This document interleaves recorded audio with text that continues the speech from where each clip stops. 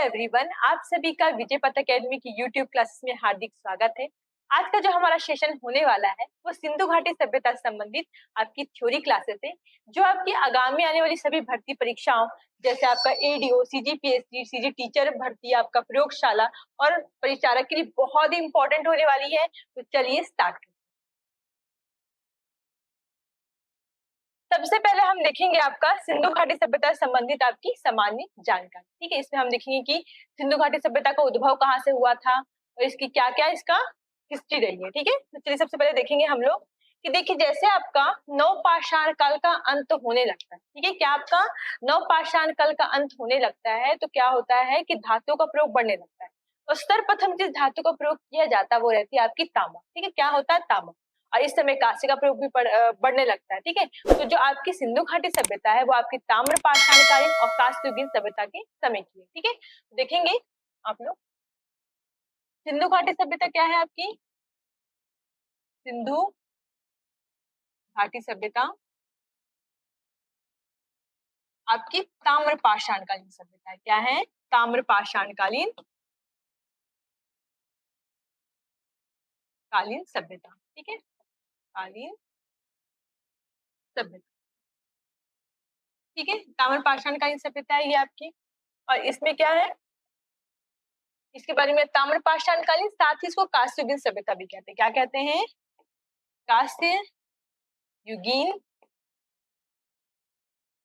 सभ्यता।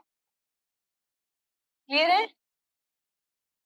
इसको इस तरीके से याद रखिए। ठीक है, तो सिंधु घाटी सभ्यता क्या है आपकी, एक ताम्र पाषाणकालीन और कहा जा सकता है कांस्ययुगीन आपकी क्या है सभ्यता। क्लियर? ठीक है, इसके आगे देखते हैं हम लोग कि सिंधु घाटी सभ्यता अगर देखें तो इस क्षेत्र का नाम हड़प्पा सभ्यता या सिंधु घाटी सभ्यता क्यों रखा गया। नामकरण का मुख्य कारण ये है कि जो स्थल प्राप्त हुए, जैसे कि आपका हड़प्पा हो गया, मोहनजोदड़ो हो गया, ये सभी आपके सिंधु नदी या उसकी सहायक नदी के आसपास के ही क्षेत्र थे। इस वजह से इसका नाम क्या रखा गया, सिंधु घाटी सभ्यता रखा गया। लेकिन बाद में ये भी देखा गया कि जो क्षेत्र हैं और अलग अलग क्षेत्रों में मिले जो कि सिंधु नदी के तट पर अवस्थित नहीं थे। ठीक है, आगे देखेंगे हम लोग। अगर हम चार दिशाओं की बात करें कि चार दिशाओं में किस प्रकार इसका फैलाव है, तो हम देखते हैं उत्तर की तरफ जो है आपका क्या है, वो है मांडा। उत्तर की तरफ क्या है? मांडा, जो एक उत्तरी क्षेत्र है। कहा जाए कि सिंधु घाटी सभ्यता का सबसे उत्तरी स्थल कौन सा, तो आपको याद रखना पड़ेगा कि वो क्या है आपका मांडा, जो कि चिनाब नदी के तट पर है। अगर हम बात करें दक्षिणी स्थल की तो वो है आपका क्या, वो है आपका दैमाबाद, जो आपकी प्रवरा नदी के तट पर स्थित है। ठीक है, अगर हम सबसे पश्चिमी स्थल की बात करें तो वो है आपका सुतका गेंडोर, जो कि दाश्क नदी के तट पर है। और अगर हम बात करें पूर्वी की तो वो है आलमगीरपुर, जो कि हिंडन नदी के तट पर आपका स्थित है। तो ये चारों ही दिशाओं में जो आपके क्षेत्र फैले हुए हैं उनको विशेष रूप से याद रखिएगा। ठीक है, और इसकी आकृति अगर हम बात करें तो त्रिभुजाकार आकृति। क्या आकृति है? त्रिभुजाकार। तो लिखेंगे, सभी लोग नोट डाउन करेंगे इस चीज को। मैं रेस कर रही हूँ। ठीक है, चलिए देखेंगे ना। अब जो सिंधु घाटी सभ्यता है वो आपकी वो कैसी है आपकी, सबसे पहले याद रखा हमने क्या है, ताम्र पाषाण कालीन है। ताम्र पाषाण कालीन। ठीक है, एक चीज ये हुआ। दूसरा याद रखना है क्या, कि ये आपका कांस्ययुगीन है। ठीक है, याद रहेगा ये कांस्ययुगीन है। फिर आपको याद रखना है, ये तो एक पॉइंट हो गया आप लोगों का। दूसरा आप लोग याद रखिएगा कि इसका क्षेत्र ये क्या है, इसका क्षेत्रफल 13 लाख वर्ग किलोमीटर है। कितना है? 13 लाख वर्ग किलोमीटर। वर्ग किलोमीटर, ये इसका पूरा का पूरा क्या है, क्षेत्रफल है। ठीक है, याद रहेगा क्षेत्रफल कितना, 13 लाख वर्ग किलोमीटर है। आकृति में कैसी है? त्रिभुजाकार। अगर हम इसकी आकृति की बात करें तो इसकी आकृति है त्रिभुजाकार। त्रिभुजाकार। ठीक है, इसकी आकृति कैसी है? इसकी आकृति है त्रिभुजाकार। इसके जो क्षेत्र मुख्यतः मिले हैं वो आपके भारत में, पाकिस्तान में और अफगानिस्तान, इन तीनों ही क्षेत्रों में क्या है, विभक्त है। इनके जो क्षेत्र आपको प्राप्त होंगे। ठीक है, इतना समझ आया आप लोगों को।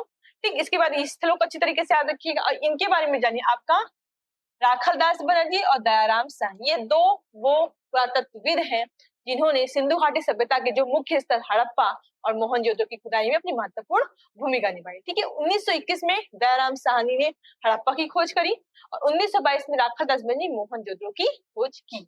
ये इतना इतना याद रखते हो। हम आगे चलते हैं, इनके क्षेत्र देखें कहाँ कहाँ स्थित है। तो एक आपका भारत में है, आपका पाकिस्तान में है, और आपका क्या अफगानिस्तान में। ठीक है, आपका क्या है अफगानिस्तान में है। ठीक है, अभी तक जैसे उत्खनन देखिए हो रहा है, उत्खनन के माध्यम से अभी तक कुल 2800 स्थल खोजे जा चुके हैं। कितने स्थल? 2800 स्थल। इसको यहाँ पे लिख देती हूँ मैं। अभी तक कितने स्थल हो गए हैं? 2800 स्थल की प्राप्ति हो चुकी है। देखिए, हम गिन चुन के मुख्यतः 15-20 पढ़ते हैं, लेकिन हर साल आपके नए नए उत्खनन के माध्यम से नए नए क्या क्षेत्र प्राप्त हो रहे हैं। ठीक है, तो अभी तक कितने प्राप्त हो चुके हैं? 2800 स्थल प्राप्त हो चुके हैं, बल्कि इससे ज्यादा ही समझ के चलिएगा, हर साल नए नए खोज होते रहते हैं। ठीक है, तो इस चीज को याद रखिएगा आप लोग। ठीक, और आपको ये भी याद रखना है कि अब के समय में सिंधु घाटी सभ्यता को 8000 साल हो चुके हैं। 8000 पुरानी सभ्यता है ये। ठीक है, तो इतना इसके बारे में ये था, इसकी सामान्य जानकारी। ठीक, अब हम इसके बारे में चलते हैं, इसकी अन्य जानकारी प्राप्त करते हैं सब में। ठीक है, चलिए अगला हम देखेंगे कि इनका सामाजिक जीवन कैसा था। मतलब सामाजिक जीवन मतलब कि उन लोग का आसपास का समाज कैसा था, वो किस प्रकार रहते थे, क्या खाते थे, क्या पहनते थे, उस सब के बारे में विस्तार से पढ़ेंगे। ठीक है, चलिए देखिएगा, सामाजिक जीवन की बात करें तो सामाजिक जीवन में क्या था कि ये जो समाज था वो क्या था आपका मातृसत्तात्मक। क्या था? लिखेंगे सभी लोग साथ में। समाज क्या है आपका? मातृसत्तात्मक।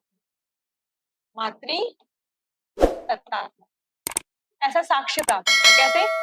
कि यहाँ पे जो है मुख्यतः मातृ देवी की मूर्तियां मिली हैं। एक मूर्ति ऐसी मिली है जिससे गर्भ से पौधा निकल रहा, तो दर्शा रहा है कि भाई पूरी जो सृष्टि का निर्माण किससे हुआ है?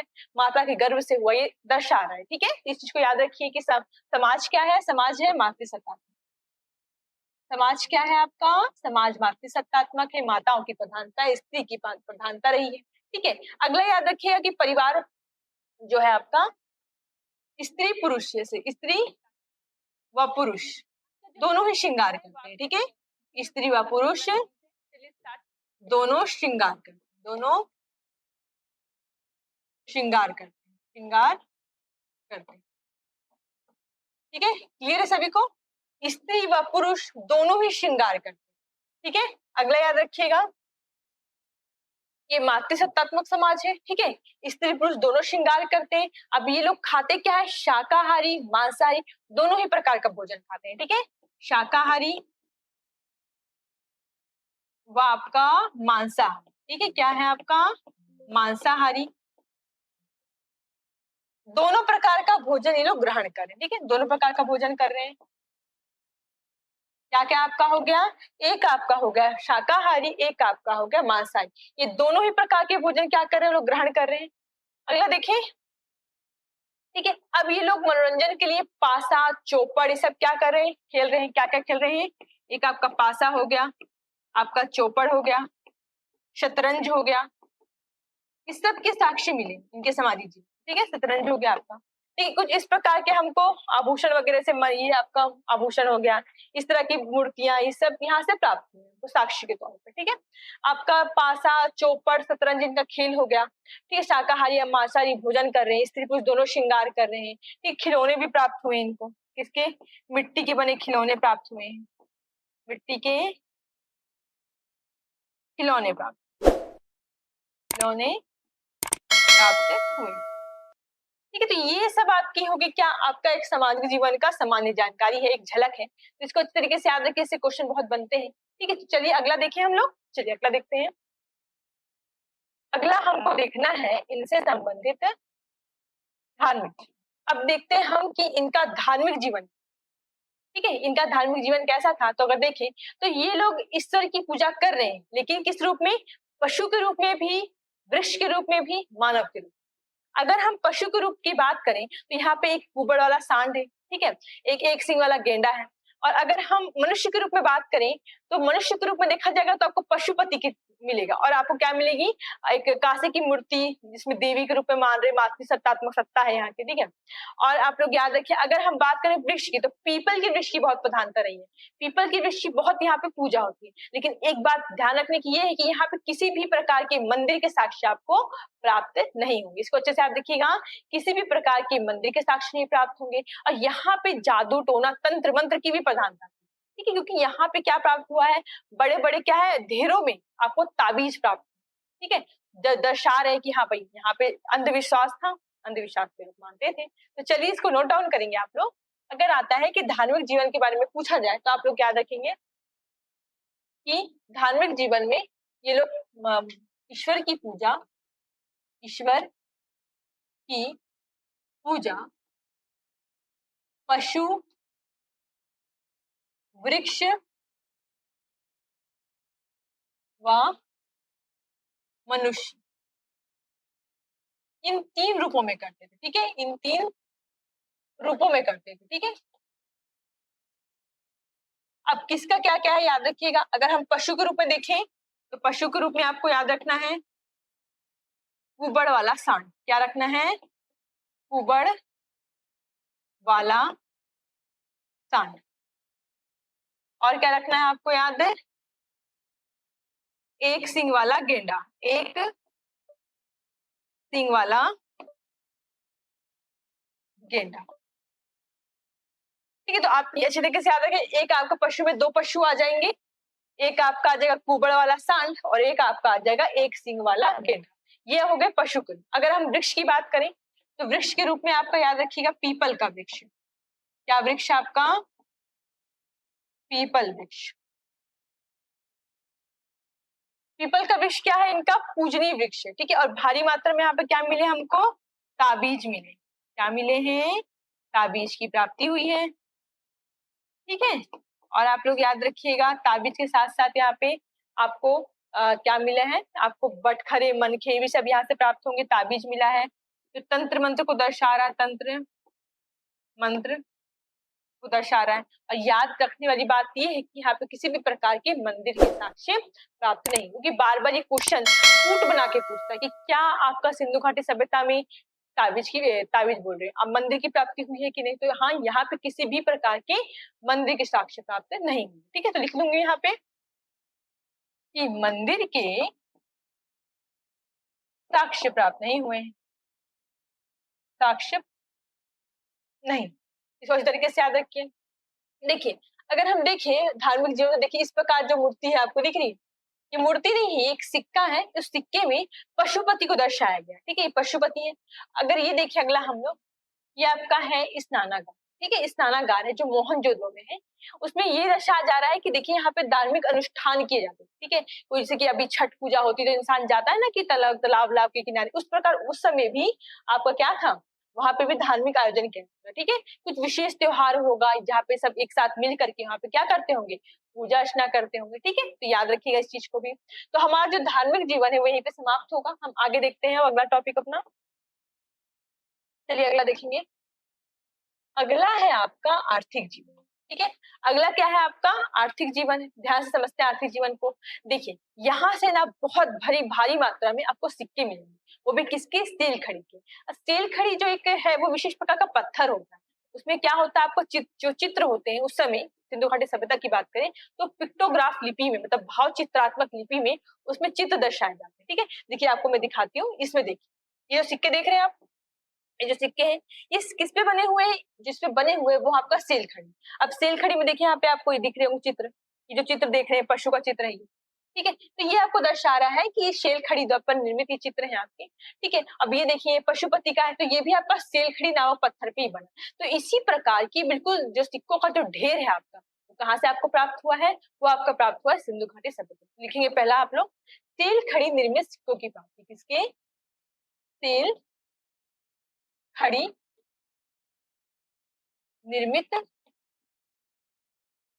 सिक्कों की प्राप्ति। सिक्कों की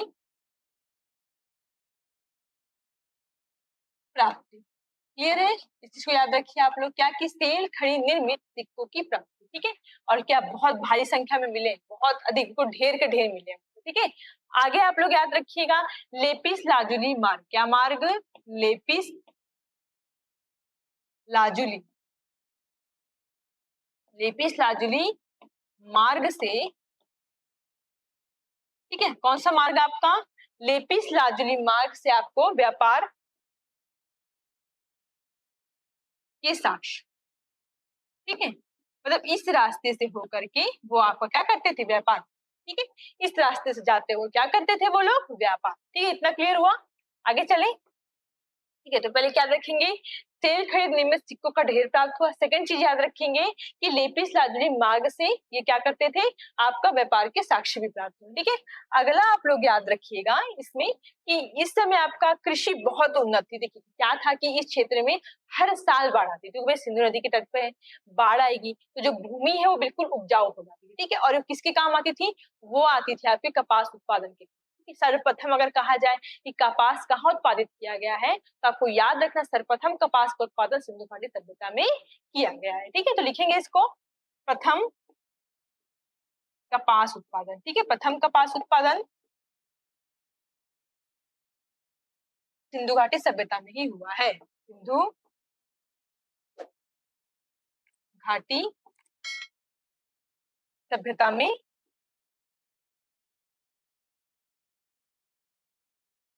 हुआ। ठीक है, अब यहाँ पर देखा जाए तो अब अगर इसमें हम देखें कि यहाँ पे पशु, सभी प्रकार के पशु, चाहे कुत्ता बिल्ली हो जाए, आपका भेड़ बकरी, सभी का पालन हो रहा है। ठीक है, अगर हम कृषि देखा तो जौ हो रहा है, गेहूं हो रहा है, मटर हो गया, आपके दालें हो, सभी का उत्पादन हो रहा है। व्यापार देखा जाए, अगर इनके अगर हम व्यापार की बात करें तो मैं अगले स्लाइड में लिख रही हूँ, आप इसको क्या कीजिएगा, आप इसको स्क्रीनशॉट ले लीजिएगा। ठीक है, आगे देखते हैं इसमें।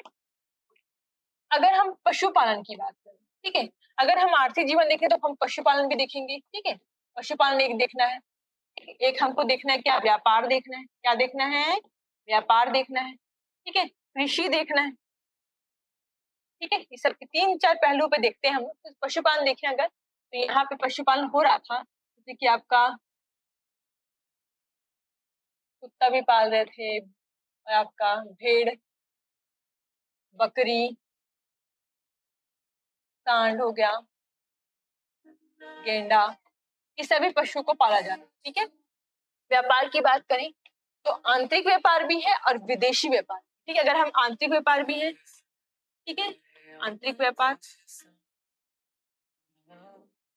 साथ ही साथ क्या है आपका विदेशी व्यापार। क्या है आपका विदेशी व्यापार। ये दोनों ही प्रकार के व्यापार आप देख सकते हैं। अगर हम विदेशी व्यापार की बात करें आपका, तो कहाँ कहाँ पे हो रहा है, आपको याद रखना है। एक तो आपका मिस्र है, ठीक है, मिस्र हो गया, आपका मेसोपोटामिया हो गया, ये जो देख रहे हैं आप, ठीक है, मिस्र मेसोपोटामिया, ये जो सभी है ये सब विदेशी व्यापार दर्शाते हैं। यहाँ पे विदेशियों की, यहाँ से इनकी क्या मुहरे प्राप्त, से हमको आइडिया लगता है कि भाई हाँ यहाँ पे व्यापार था। ठीक है, और कृषि की बात करें तो कृषि में क्या है, कपास हो रहा है, जो मक्का, ये सभी प्रकार की, मतलब कपास जो मक्का गेहूं वगैरह सब यहाँ पे उत्पादित की जा। ठीक है, तो ये आर्थिक जीवन में आप इन सब पहलुओं को याद रखिएगा। ठीक है, सब पहलुओं को क्या करना है आपको इस तरीके से याद रखना है। अब आगे चलते हैं हम आपका नगर नियोजन। ये देखेंगे, अगर नगर नियोजन की बात करेंगे तो यहाँ का नगर नियोजन बहुत ही ज्यादा सुव्यवस्थित। सबसे पहले दिमाग में ये रखना है कि जो सिंधु घाटी सभ्यता है वो आपकी कैसी सभ्यता, वो आपकी नगरीय सभ्यता। ठीक है, नगर नियोजन इसका आज की नगर नियोजन के समतुल्य प्रतीत होता है। ठीक है, तो देखे जाए तो अगर नगर नियोजन की बात करें तो जो मकान है वो एक मंजिला दो मंजिला है, सड़कें एक दूसरे को समकोण पे काट रही है। ठीक है, लंबी है, सड़कें चौड़ी हैं। ठीक है, अब पूरा नगर जो है ना दो भागों में विभाजित। ठीक है, एक तो आपका पूर्वी भाग हो गया, एक आपका पश्चिमी भाग हो गया। अगर हम पूर्वी भाग की बात करें तो पूर्वी भाग में आम जनता रहे, जैसे कि जो काम करें, कृषक हो गया, श्रमिक हो गए, व्यापारी हो गए। लेकिन अगर हम वही बात करें आपका पश्चिमी भाग की, जो कि सामान्य नगर से थोड़ा ऊंचा था, ऐसे समझ लीजिए कि ये आपका ऐसे है कि हल्का सा ऊपर ऐसे, तो यहाँ पे जन सामान्य रह रहे हैं, यहाँ पे आपके शासक वर्ग रहे। शासक वर्गों में मुख्यतः ब्राह्मण क्षत्रिय उस समय प्रमुख थे, किसी और मतलब और उल्लेख नहीं मिलता वर्ण व्यवस्था का इतना। ठीक है, इससे ब्राह्मण है, ब्राह्मण की बात आपका क्षत्रिय है, उसके बाद व्यापारी और श्रमिक, ये चार ही विभाजन देखा गया समाज का। ठीक है, तो इतना समझा आप लोग को। तो नगर दो भागों में विभाजित। ठीक है, और जो प्रत्येक घर में अगर देखा जाए तो प्रत्येक घर में स्नानागार है, शौचालय है, आंगन है, सुविधाएं बहुत अच्छी थी, पूरी ग्रिड बनाई थी, पूरा जाल ऐसा टाइप विभाजित। ठीक है, तो चलिए इसके ऊपर लिखते हैं ताकि चीजें और अच्छे से समझ आए आप लोग को। अगर नगर नियोजन हम देख रहे हैं, सबसे पहले याद रखिए क्या कि नगर, ये क्या थी आपकी नगरीय व्यवस्था। क्या थी, नगरीय सभ्यता। क्या याद रहेगा आप लोग को, क्या सभ्यता है ये आपका? नगरीय सभ्यता है। ये है क्या सभ्यता है आपका? नगरीय सभ्यता है। दूसरा क्या है इसके बारे में याद रखिए कि नगर दो भागों में विभाजित। क्या है आपका? नगर दो भागों में विभाजित। दो भागों में विभाजित।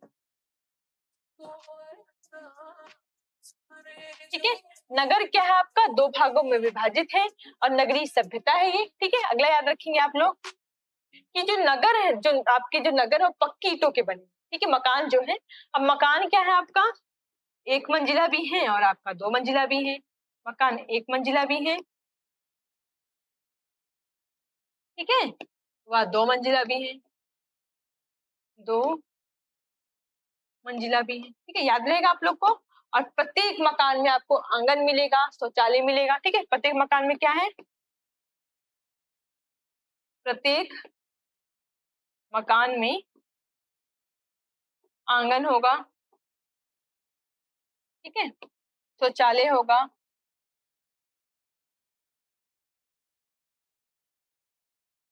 स्नानागार होगा, ठीक है, स्नानघर होगा। ठीक है, ये सभी सुविधाएं आपकी देखने को किसमें मिलेगी? आपको प्रत्येक मकान में मिलेगी। ठीक है, और जो ईंट थी वो 4:2:1 के अनुपात में थी, जिससे पूरा मकान बना उन ईंटों का अनुपात में बता रही कि बहुत बारी क्वेश्चन पूछा गया है। जिस ईंट का प्रयोग किया गया, ईंट का प्रयोग किया गया, उसका अनुपात था, क्या अनुपात था?